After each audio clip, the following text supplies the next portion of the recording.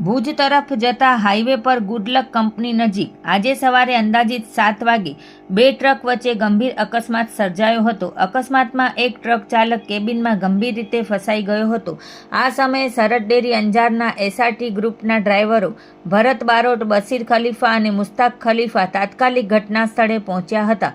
ત્રણેય ભારે જહેમત ઉઠાવી કેબિનના પતરા વચ્ચે ફસાયેલા ટ્રક ચાલકને બહાર કાઢ્યો અને તાત્કાલિક સારવાર મળે તે માટે 108 એમ્બ્યુલન્સની મદદથી ભચાઉની વાગડ વેલફેર હોસ્પિટલ ખાતે મોકલવામાં આવ્યો હતો। પ્રાથમિક માહિતી મુજબ ઇજાગ્રસ્ત ચાલકના જમણા હાથ અને પગમાં ગંભીર ઇજાઓ પહોંચી છે તેમજ માથાના ભાગે પણ ગંભીર ઇજા થઈ છે। 108 એમ્બ્યુલન્સમાં ખસેડવામાં આવ્યા ત્યારે ચાલક જીવિત હોવાનું જાણવા મળ્યું હતું। સરહદ ડેરીના એસઆરટી ગ્રુપના ડ્રાઈવરો દ્વારા સમયસર દર્શાવવામાં આવેલી માનવતા અને ફરજ નિષ્ઠાને સ્થાનિક લોકોએ બિરદાવી હતી।